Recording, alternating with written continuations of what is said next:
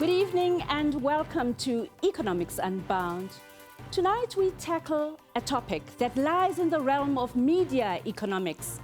The issue of digital migration is a huge hot potato or a lingering controversy in our country.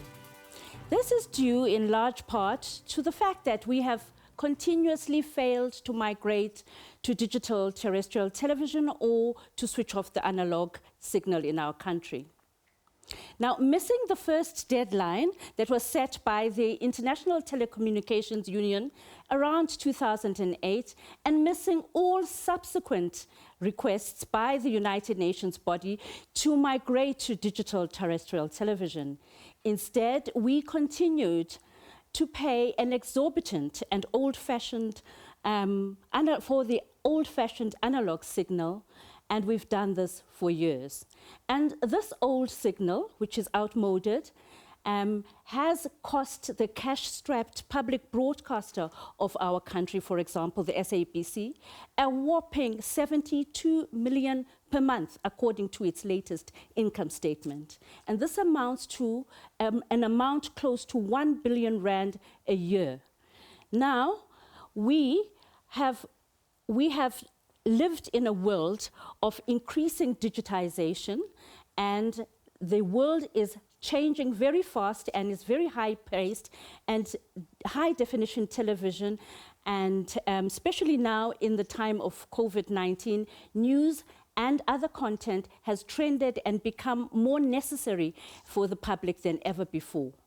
The past few decades have marked a fairly speedy evolution of news and other content, from the way it is gathered and written to the way it is shared, consumed, and distributed. Again, I say to you, dear viewer and Nana, good evening and welcome to Economics Unbound as we discuss media economics. I am Thandeka Mbeki. Tonight, we're going to address the topic of digital migration, and it's a tricky landscape, and so my many guests tonight will help us negotiate this landscape. Good evening, Thandeka and dear viewer. At the heart of a digital economy is the ability of people to implement digitally. Compared to other parts of sub-Saharan Africa and other developing regions in the world, South Africa is well provided with modern financial systems, supported by secure and pervasive digital networks. But its television sector and media economy has been retarded by many repeated failures to migrate to digital terrestrial television, and the development of the media economy in our country and the proliferation of channels through which the citizens can receive news and information has been artificially stunted. There is, however, still room for improvement as we move towards a cashless economy. According to Barry Dwalatsky, South African software engineer, and Mark Harris, managing director of Altron Nexus, the advent of the fourth industrial revolution allowed us to track the trajectory of growth across the broadcast and digital news platforms. Yet, at the same time, we saw the acceleration of the decline in the print news consumption. The longer we remain on the analog, the faster we shall decline into an abyss of commercial non-performance and institutional fragility and instability, according to the experts. During COVID-19, it has become acceleration on steroids, with many publications going under, digital news moving swiftly behind paywalls, and news media being seen as an essential service, starving the poor who cannot afford to climb behind paywalls of democracy-rich, educational programming, and information on how to combat the COVID-19 scourge. Calls to immediately, urgently remedy the situation are rising from many quarters. Now, digital media is cheaper and offers better quality of viewing, as well as the opportunity for broadcasters to launch a proliferation of channels that could add to news diversity and niche programming and increase volumes of advertising that are captured from the market in the public interest, of course. Today, digital television and the digital economy continue to evolve as new tools and technologies emerge and consumers make new demands on where and how they consume news and other media content. Technology sits front and center of these events. and news coverage with the rise of mobile video, virtual reality, augmented reality, which is called AR, and the more advanced use of data analytics across both broadcasting and digital news platforms. These are all exciting developments, but what do they mean for media economics? Technology has led to breaking news being reframed, with iterations and builds on breaking news content happening in minutes and hours and not over long periods of time. It has led to SABC News and other news organizations integrating social media as a part of its news gathering networks, improving its methods of news verification and being innovative in how news stories are told. The Digital Migration Working Group, DMWG, was established by the former Minister of Communications, Ms. Faith Muthambi, in 2005, and it was given the responsibility to make recommendations to the Minister on the process of migration from analog to digital terrestrial broadcasting services. The DMWG was also tasked with developing South Africa's digital broadcasting strategy and established timelines for the switch over from analog to digital television and radio. They came up with the following implementation phases of digital migration. The first phase, which has already started, involves replacing and upgrading network infrastructure. The second phase deals with the migration of approximately 185 analog sites to digital, leaving both analog-digital transmission methods running concurrently. And the third phase involves switching off the analog signal, something which was expected to occur around 2015, and then adding further service to digital television, such as high-definition television channels, interactive services, multiple language options, and electronic programming guides. The reason for South Africa to embark on this digital migration process is because South Africa is an affiliate to the International Telecommunications Union, which has set an international deadline of June 2015 for Africa and Europe have migrated to digital broadcasting. This international digital migration deadline means that all broadcasters who would still be transmitting their broadcasting signal using the analog technology would no longer be protected from harmful interference of their broadcasting services. This harmful interference of broadcasting services could result in picture distortions and degradation to black images on receiving television screen. The Department of Communication believes that provision of definition of the STB control system in the final policy will assist in clearing the confusion regarding the use of control system in the set-up boxes. South African households with combined income of 3,200 Rand or less qualify for subsidized set-up box or decoder. Set-up box decoders will be necessary to continue watching television when South Africa switches to digital television transmissions.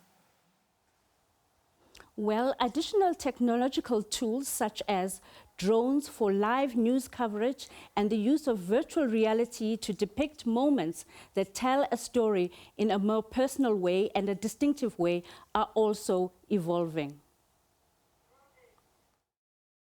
We've seen that constant technical glitches experienced by communities in the Free State following the switch from analog to digital remain a concern to the Department of Communications. Many residents have complained about poor signal from the newly installed decoders.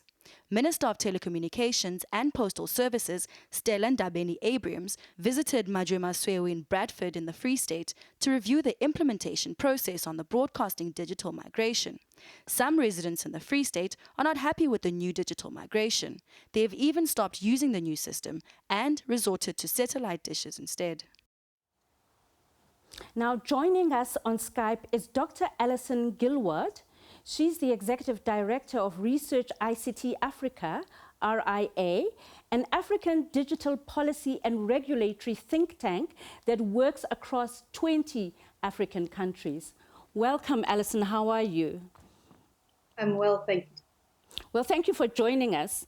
We are trying to navigate the space, understanding, first of all, the history of our failure to migrate to digital and to switch off analog. Now, I was reading up that the Swedish broadcasting space took 18 months, that's under 2 years, to actually migrate, and they were fully in the digital space by February 2008, in line with the first request by the ITU to migrate to digital. What's taken us more than 15 years if they could do it in 18 months or 2 years? Well, it's much longer than 15 years, actually. Our first digital migration task team under Minister Ivy Matsepe-Kasaburi, I actually chaired back in 2000. We presented our findings to the Cabinet, or the Minister presented the findings to the Cabinet in 2002 with the intention of adopting standards that Region 1, which we fall into within the ITU, different spectrum regions. So that's Europe and Africa, we fall into that. It was a little bit of a no-brainer. There'd been a false start in the UK and Spain and learned some hard lessons. And we had basically proposed that we proceed with the digital standards that had been adopted for Region 1. It would have given us economies of scale with the set-top box or the converters that were being looked into at that time, whether they should have internet access, and those kinds of issues were also being raised. But basically the technology standard was for Region 1, and we could have proceeded within the next couple of years. It did take the UK initially nearly 10 years to get it happen. So Sweden is at the one end, and there are a whole lot of things about Sweden that are very different from South Africa. But we certainly had the opportunity to do this by 2003-04, and certainly by the time the new digital Zonga was set up in 2006, with the announcements that we needed to move towards digital migration as a global kind of commitment, we could have had that well underway. And then, of course, another momentum was around the 2010 World Cup, where the SABC, in order to control and manage those rights, had to have completely digitalized transmission and studios. And so, in fact, I was on the SABC board at the time. We were completely ready to migrate, obviously at a national level, at a terrestrial level. In terms of the transmission networks, that wasn't ready, but we were really ready to be part of digital television taking off in the country, and public broadcast in many of the countries that we looked at had really led that process. What had failed in the first round was because some of the big players and commercial and public sector had not had led that process previously. It had been kind of managed as potentially as subscription services and various things. And of course, during this time, this whole process has become highly politicized. So, back in 2004, we didn't even have... How so? Well, as I say, back in 2004, we didn't even have DSTV. We only had Mnet. It was only dealing with that level of subscription broadcasting. You've got a whole lot of vested interest now. You've got ETV. You've had the contestation around whether the set-top box should have conditional access and who should pay for that. You've had the debacle around the tendering for the set-top boxes, the attempts to try and get a black economic component in it, really kind of failed industrial policy in terms of the opportunity there might have been for creating set-top boxes within Africa. So basically, you're saying that vested interests have hobbled the best intentions of government policy, and that government has allowed it to happen. Exactly. I mean, I think, a lot of interests have been at play, and they've been both within government and outside of government. At various points, government was ready to do it. The task teams, the various groups had done it. 2006, the digital Zonga had made a commitment.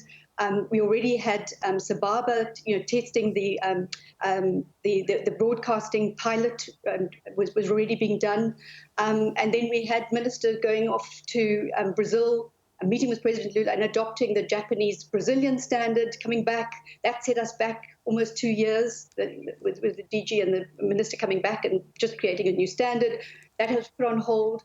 So there've been, and of course, DSTV has had a lot of interest in getting the conditional set-top box.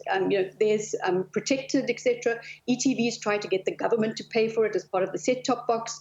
So there've been a lot of commercial, but also political and state interests that have delayed this process. And of course, what kind of state interests or intra-state interests would retard a migration that would be basically good for public broadcasting and good for the nation? A lot of people make a lot of money on the side out of things happening other ways.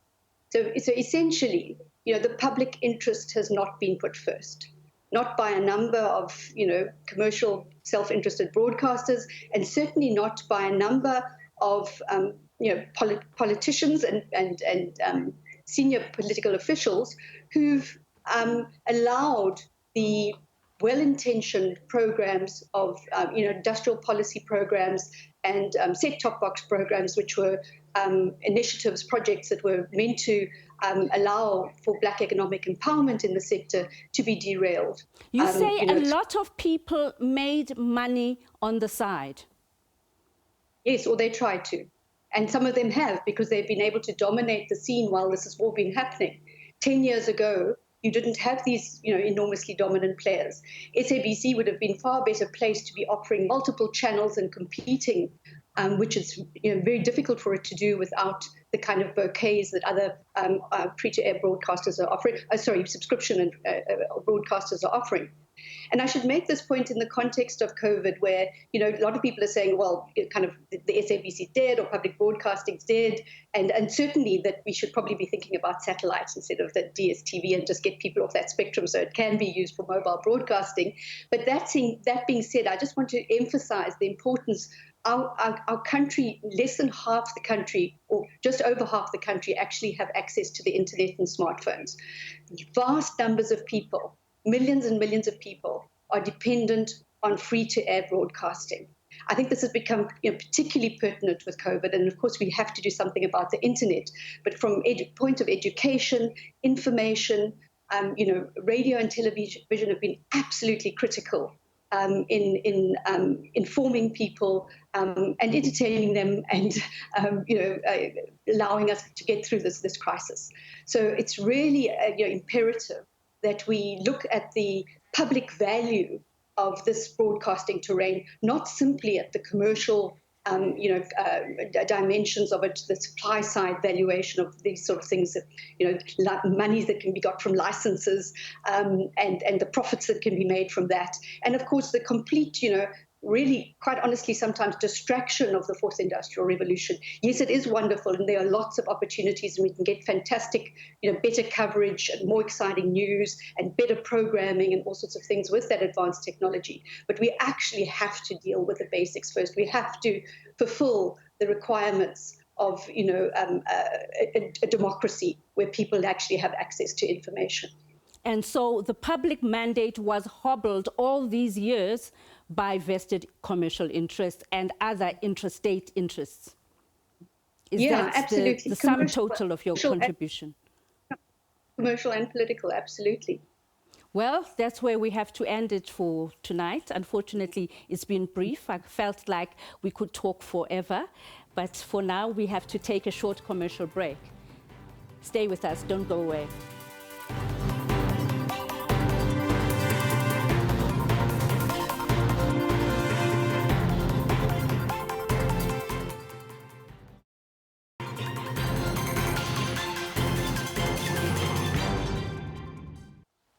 Now, let's take a trip down memory lane now. The Department of Communications announced in 2008, and it announced 2008 as the year of digital migration from the analog, which is an old and expensive way of doing television, to the digital technology, which is more efficient and cheaper. South Africans have since been awaiting this migration to digital. Now let's hear more on this from an old conversation that happened on the topic on our breakfast show Morning Live in 2014. What is happening is that you have a transmission coming out of the Centec Tower that is analog. You have an analog TV set sitting at home, and the analog TV set is able to interpret the analog transmission. In a digital environment, what happens is that you have a transmitter that is transmitting in digital, and what you have is that you have got an analog TV set that can't interpret the digital signal. Okay.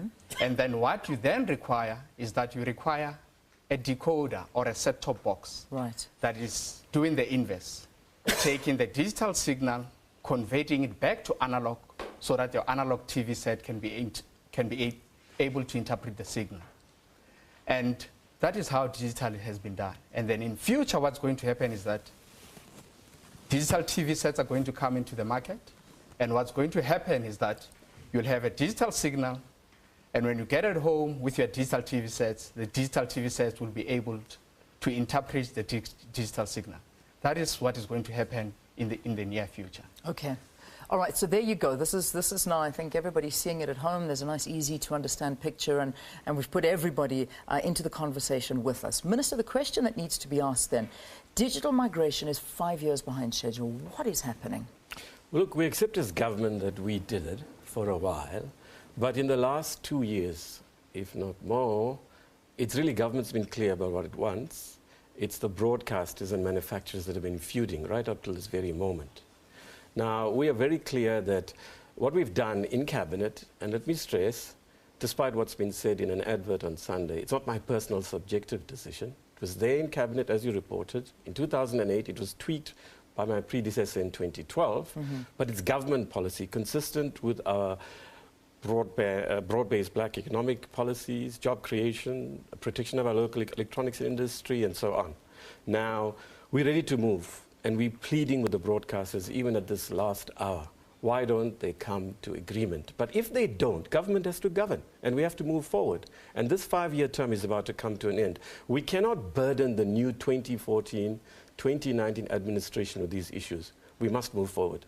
Okay, from MultiChoice's perspective, what is your vested interest in all of this? Yeah. What is happening is that we have looked at this and say, as we move from analog to digital, what's going to happen is that we expect to have a new platform that offers opportunities for all broadcasters across the value chain. And what we are saying is that if the policy that we embark upon has unintended consequences, is going to destabilize the digital platform. And what we are saying is that if the digital platform is not stabilized, what we will see is that from a MultiChoice perspective, we will see also getting affected by the fact that we have got a platform that is unstable, that might become unpopular in the future, and therefore also affect our potential to be able to get a market share in the industry. And that is the essence of why we are coming into the picture to say, hold on to this. There might be things that we have looked at and thought they might be in the best interest of the country, but there are unintended consequences that will result out of the route that we have proposed. And that is why we are here to voice those concerns that we are raising with the department, and we continue to engage with the minister to say, Minister, we think, have a look at this policy again and look at it from the concerns that we are raising. And maybe after you have re-looked at the policy, you might come to a different conclusion. And that's why we've brought this matter to a public debate. Okay. Minister, but that's exactly what we are doing. All right. That's exactly what we are doing. They and the other broadcasters who are feuding decided on a team of facilitators. After 6 exhaustive weeks, they came to an impasse. We've been keeping the door open to them. Out of the blue comes this advert. It shows bad faith. It's in poor taste. It's replete with inaccuracies that they themselves know. In short, it's odd that a private commercial company speaks on behalf of consumers, from which he draws huge profits, and suggests that this MultiChoice represents the nation's interests rather than the government does. It's like the landlord saying, I represent the interests of the tenant. If they really feel strongly about the consumer, why don't they make pay TV cheaper? Why don't they make available sport and other activities that they have premier content access to to the poor and the disadvantaged. This is primarily this policy to protect the poor and the disadvantaged, not you and I who can buy digital TVs soon. The poor and disadvantaged won't be able to do so. Government has the responsibility to protect their interests primarily, but in a way that protects the interests of all strata and all income groups in our society. Yeah. And we're saying we've heard them. We've been hearing them since September last year, since I came to this post in July last year, and we haven't proceeded. Instead, while they are negotiating, while we're keeping the door open, they released this advert that I think they've done, which has shot them in their foot. I want to talk about this advert. Yes, indeed, please do. You keep referring to the advert, but I'm sure a lot of people perhaps didn't see it or not aware of it. Talk us through this advert. Well, it's astonishing. It's unprecedented. Since 1994, we've never had this situation where Cabinet's taken a decision, and then they run whole-page adverts, one of the adversaries, astonishingly on behalf of the consumers, whom they're not mandated to speak for. They're not an elected party, and on the eve of the elections, an interpretation is being made that is only seeking to mobilize middle-class consumers against the government and the ANC. Quite frankly, there's nothing new here. The policy was there in 2008. Cabinet took the sensible decision on the 4th of December that to avoid the feuding, let broadcasters choose whether they want to use the control system or not. Yeah. But for protection of our local electronics industry and to de-racialize the economy, we have to have a control system. Now, if you look at MultiChoice, they control 98% of satellite TV. 20 years later, we have to. The president has repeatedly said that we must give black players a space. We must de-racialize the economy. And the ANC speaks of, in the next period, a more economically focused transition, the second phase of the transition, to ensure that economic opportunities are distributed. Now, as far as the unintended consequences go, we say to them, work with us on it. This debate shouldn't be about whether you have control or not. That's a pre-modern debate. It should be about how can MultiChoice bring its considerable skills, its considerable experience to bear to serve the country's interests. Now, back to where we are now.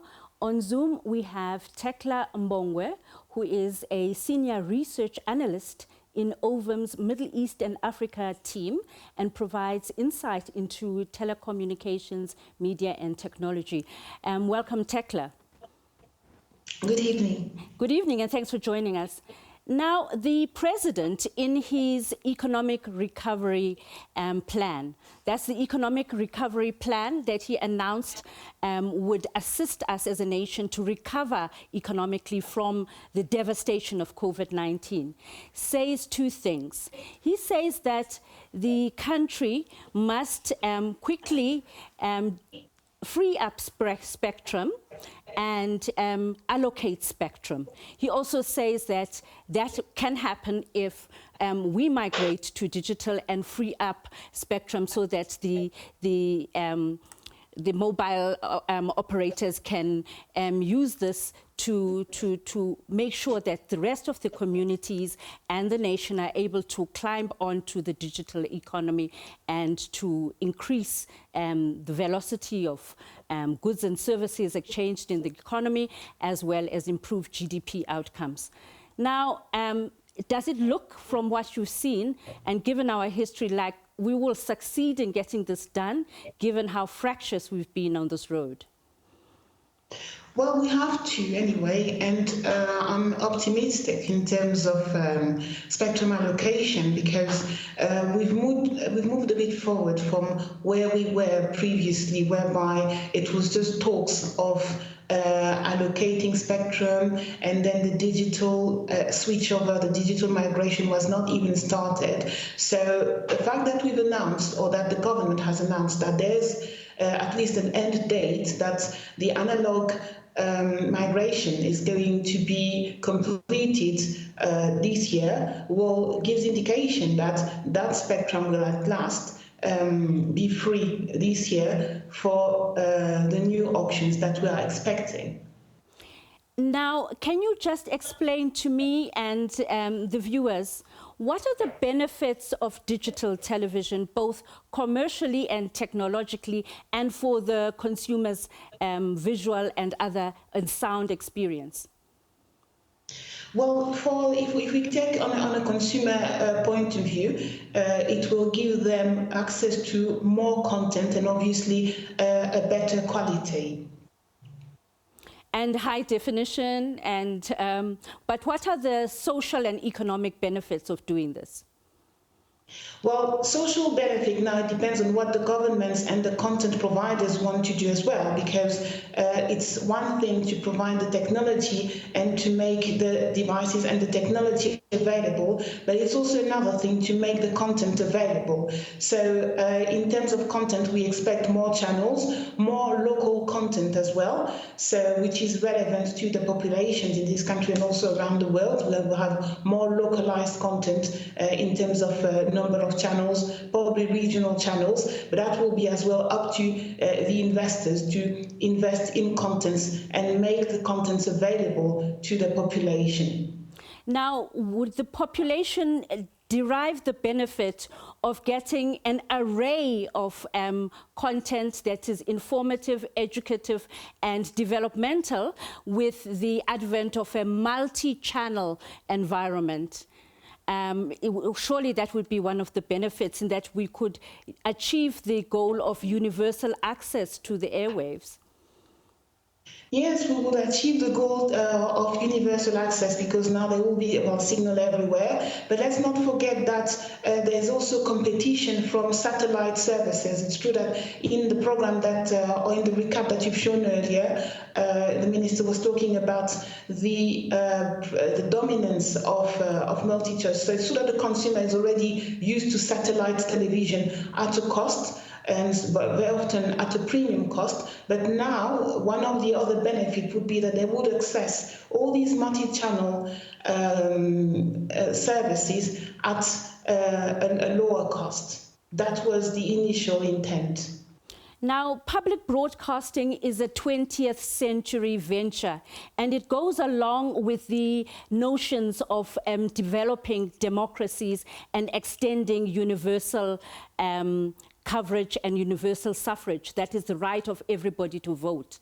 So each nation developed public broadcasting to ensure that their democracies go along with the right to know and the right to be reached by, and the right to be reached by the broadcasting dispensation in their countries, as well as the right to participate in the national dialogue.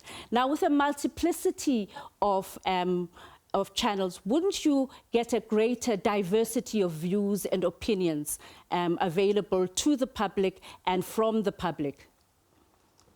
We will definitely get, we definitely are expecting to get a diversity in terms of content, but that also up to who's broadcasting what, because since these will be most of them private channels, we will see as well that maybe some channels would like to repeat what has already been repeated, what has been successful on other channels, in order to remain not only relevant but also profitable. So this is another challenge. Probably in terms of educative content, we can also count on the government, which in its role should be able to provide not only educative content, but content that is meant to be neutral. Surely public broadcasting itself in a digitized space would have the commercial and the mandate opportunity to have a multiplicity of channels and be able to absorb, therefore,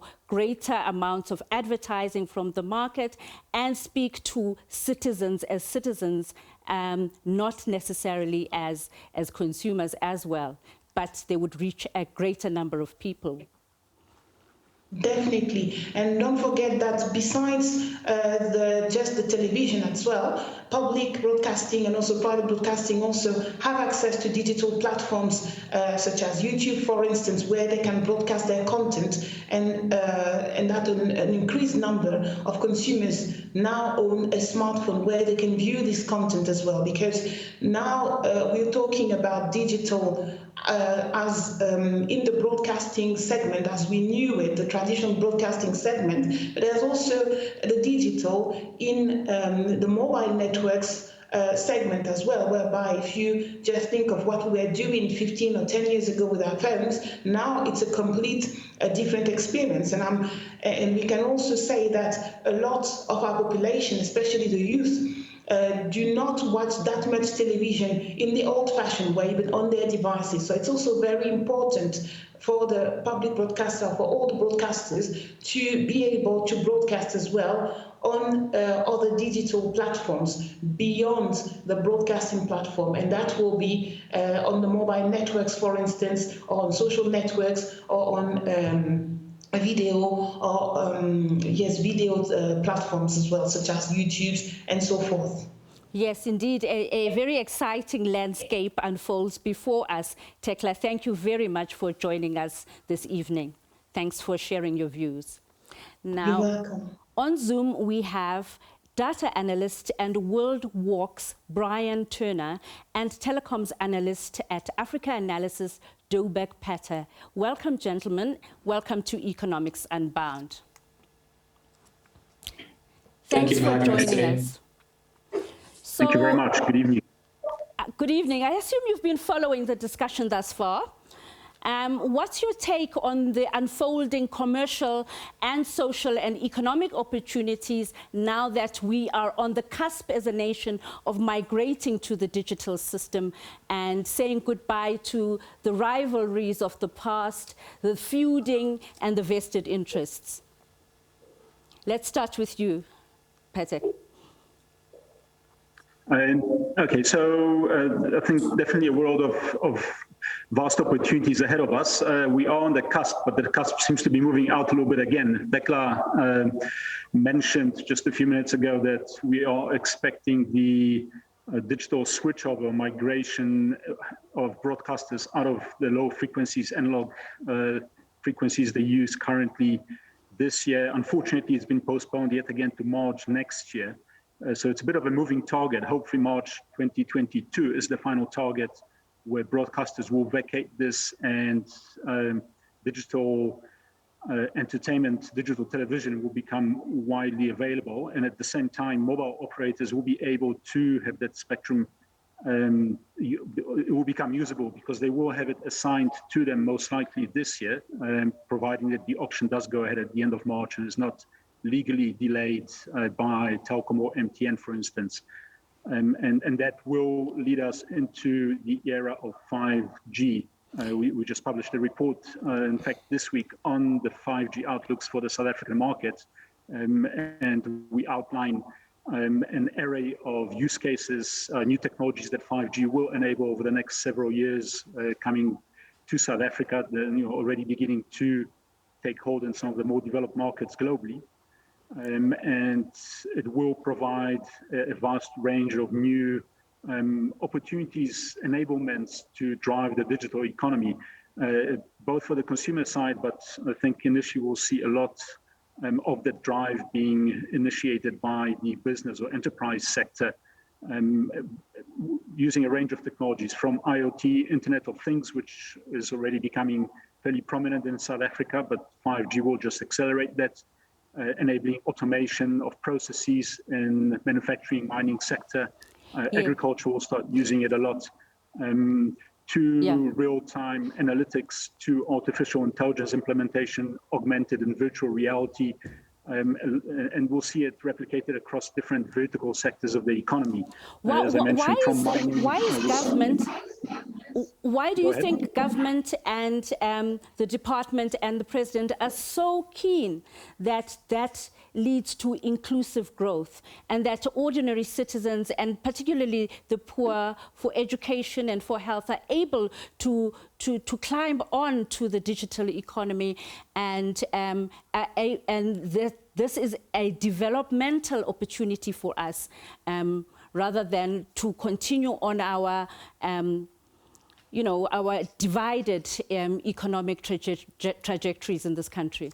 Can you explain, please, for the listeners and the viewers, why this is so important? Correct. Why this is important for inclusive growth? Correct.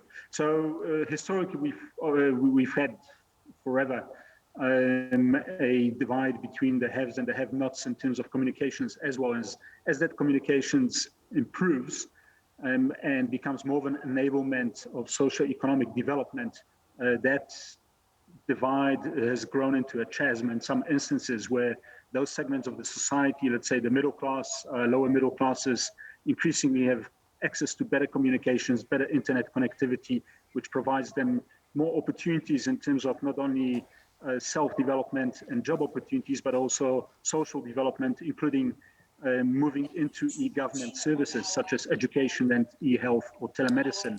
Yeah. Now, the lower segments of the society, the impoverished, are often lacking that connectivity, Yes. and for two reasons. Let me just ask my other guests to jump in as well. Please do jump into the conversation and add to it. I can see you nodding furiously. Please add to our discussion. No, I absolutely agree. When we look at what consumers have got in their hands right now, ever since between 2010 and 2015, when smartphones became cheaper, South Africans got them in their hands. And we're in a situation right now where the data is just astronomically expensive and out of reach. So it's almost as if every South African has a car, but the petrol is just too unaffordable to obtain. So yeah, I absolutely agree. So you were saying before we interrupted you, you were going to expound further about the inclusiveness of the digital economy and why it needs to be inclusive.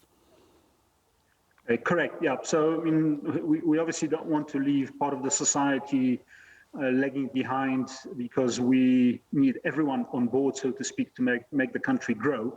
But also importantly, 5G is going to provide an opportunity, probably unprecedented opportunity for the lower segments of the society.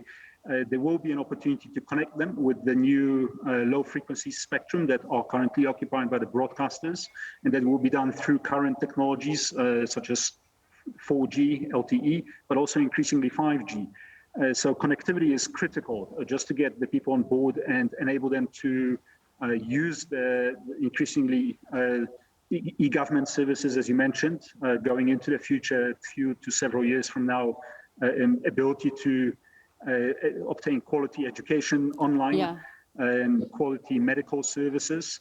But also it's going to enable a number of various new technologies, which will allow creation of new work opportunities and just new jobs to begin with. And that will open up the spectrum for everyone in the society that is part of the digital economy, that is connected to it, to start taking advantages of that. Let me introduce Mr. Phiri, Mr. Benedict Phiri, and ask him also to climb in. We are discussing why it's beneficial to the country and to the poorer communities to be included in policy making, and why the process of digital migration is so important at an economic and a developmental level. Can you please climb in, Mr. Phiri? It's absolutely critical, as Mr. Dobek has just indicated, that it allows for greater economic participation from a number of perspectives. And I think, as your previous participants on the show have indicated, South Africa has had a pretty robust policy framework to implement this, but there has been a number of interests, both from an economic and political perspective, that have really slowed down this digital dividend that we've been long awaiting for as a country. Now, I just want to share with you a discovery that I looked at the business model and the funding model of a Chinese company called CCTV. And it's their main public broadcaster, but I don't think you can call it a public broadcaster because it's not cast in the Rythian democratic mode. But if you just look at it as a commercial entity, they took 10 years to migrate province by province, switching off the analog switches in various provinces of China, and ended up in 2015 with all of their regions having migrated to digital. and their public broadcaster or national broadcaster launched 50 different channels on which they just simply mop up the advertising from that Boeing called the Chinese economy. And in December last year, PwC monitors PricewaterhouseCoopers monitors an auction for advertising. And that beast called CCTV, across its multiplicity of channels, was mopping up oodles of advertising as a sign of the economic recovery of China post-COVID. Well, it's not really a post-COVID economy, but in their recovery. Do you see us having a similar rise in economic activity post-COVID and moving to digital, and this catalyzing that kind of economic dynamism? Can we get onto this train to our great benefit as a country? Mr. Phiri, you were still explaining to us.